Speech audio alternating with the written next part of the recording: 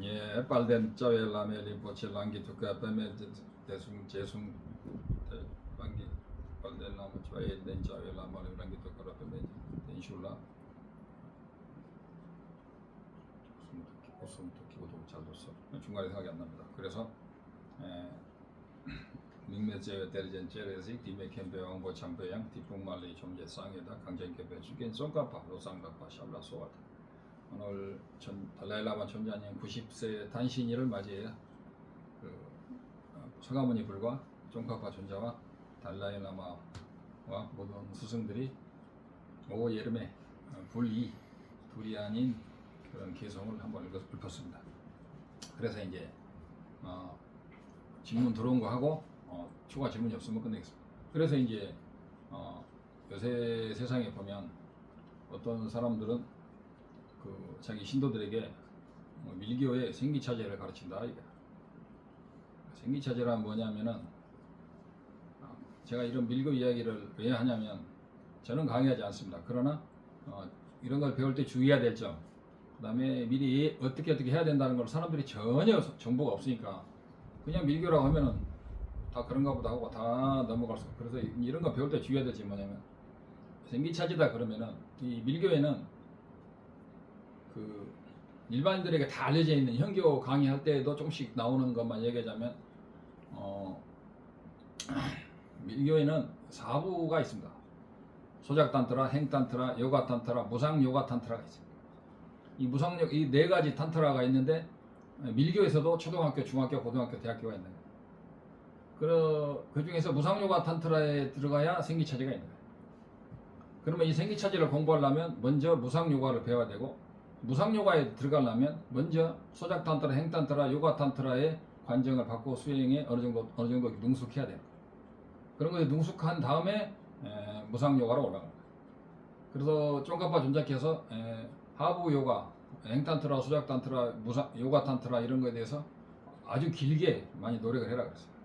그래서 그런 하부 탄트라를 많이 연습해야 되고 하부 탄트라에 들어가게 되고 그 다음에 그 무상요가 탄트라를 하려면 그 비밀 의궤를 받아야 돼. 비밀 의궤라는 것은 그 밀교에 그 가게 되면 그 관정을 받게 되면 거기에 해당되는 계율을 받게 돼요.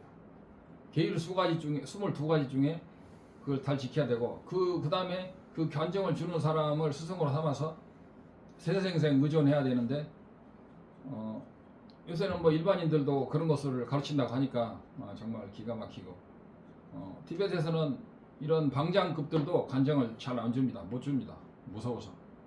근데 한국에서 이런 평범한 법부라든가 이런 사람들이 내가 누구한테 법을 받아가지고 관정을 주고 또 이런 걸 가르치고 하는 경우가 막 간간히 조금씩 있는데 정말 혹세무민 하는 거죠. 자기가 모른다는 증거예요. 그것이.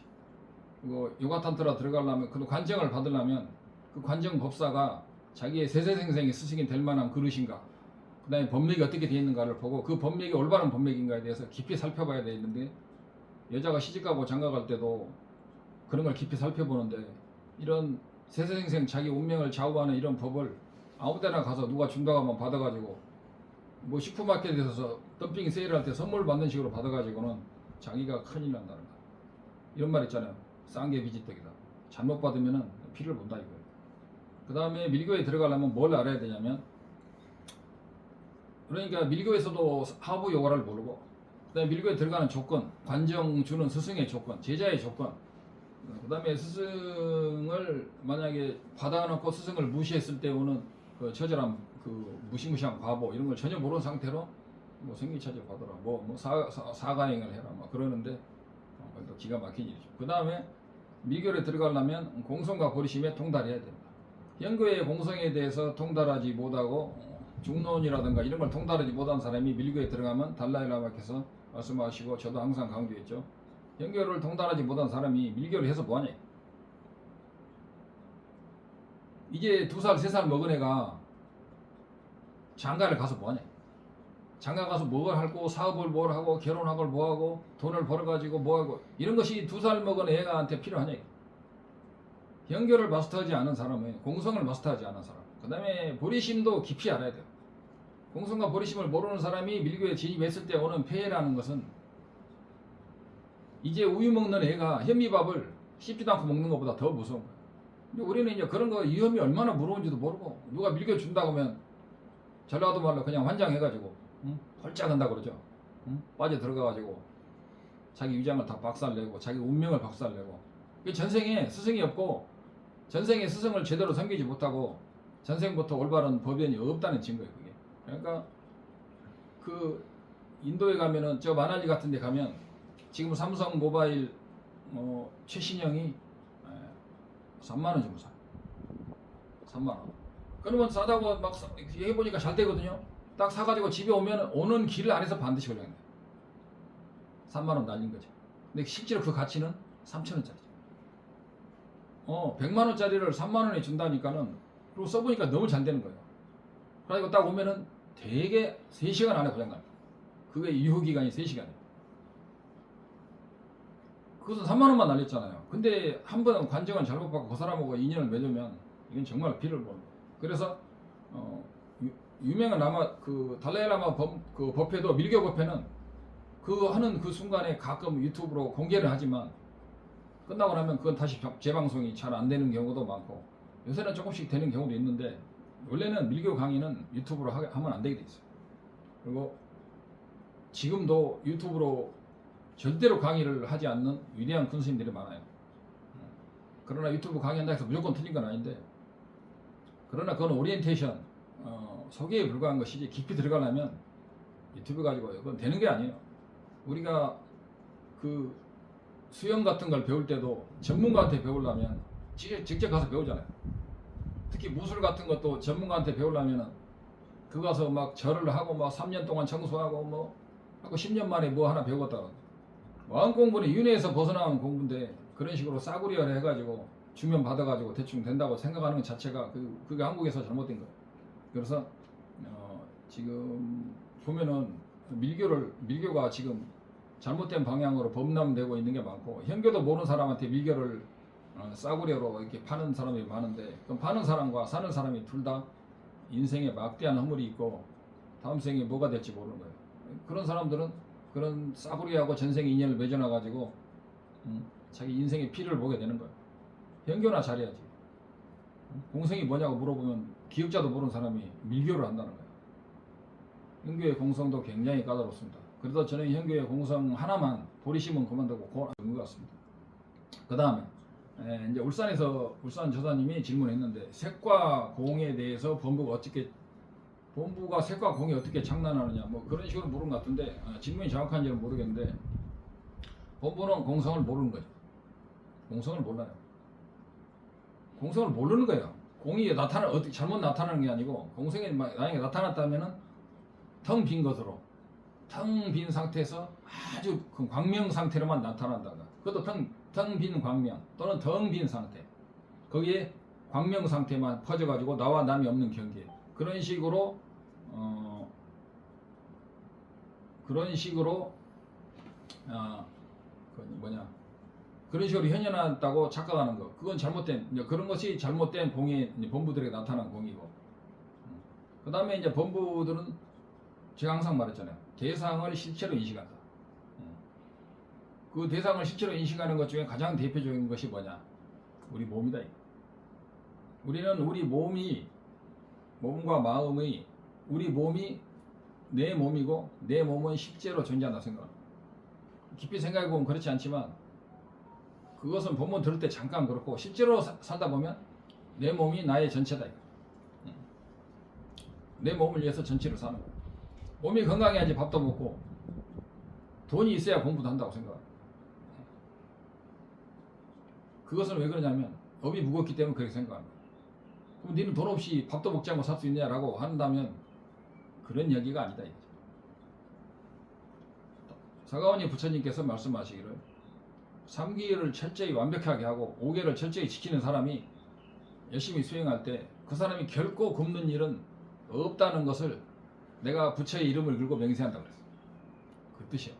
그래서 3기와 5계가 완벽한 사람이 열심히 수행에 전념할 때 절대로 굶지 않도록 내가 책임진다. 어떻게 책임져? 내가 그 사람에게 먹을 것과 잠자리 정도는 내가 제공해주겠다.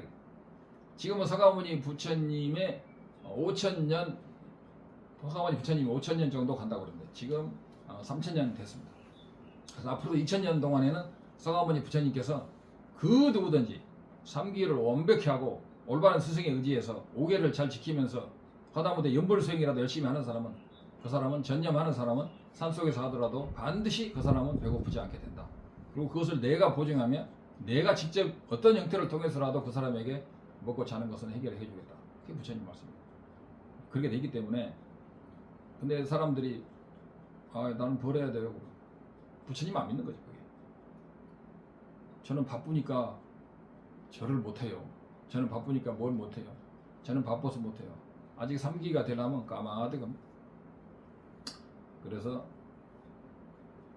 이제 지금 이제 질문이 뭐냐면, 어떻게, 지난번에도 창단식에 했는데 공과 색에 대해서 어떻게 창단을 하냐.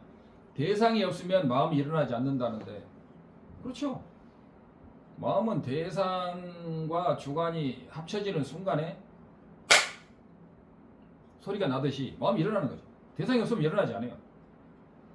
당연한 얘기죠. 그것은 설리체부에서부터 귀륜논증까지 다 합당되는 이야기예요. 대상이 없으면 법이 없는 거예요. 그게 사대학파가 다 똑같아요. 근데 대상이 없지만 그 설리체부나 이런 유식학파의 인무화에서는 대상에 의해서 마음이 일어나지만 그 주체 있잖아요. 나라고 하는 그것은 대상에 의해서 그 마음이 일어나지만, 그러나 그 나라고 하는 것은 어디에 있느냐 할 때, 그 대상에 의해서 마음이 일어나는데 그 마음의 주인인 나는 어디 있느냐 이거예요. 그것을 봐야 돼. 그러니까 대상이 일어나서 마음이 일어나 안 일어나가 중요한 거 아니고, 그 대상에 의해서 마음이 일어났을 때 또 일어났는데, 그럼 일어났는데 그 일어나는 마음의 주인은 누구냐? 그걸 나라고 하잖아. 그럼 나는 어디에 있느냐? 그걸 알아야 된다.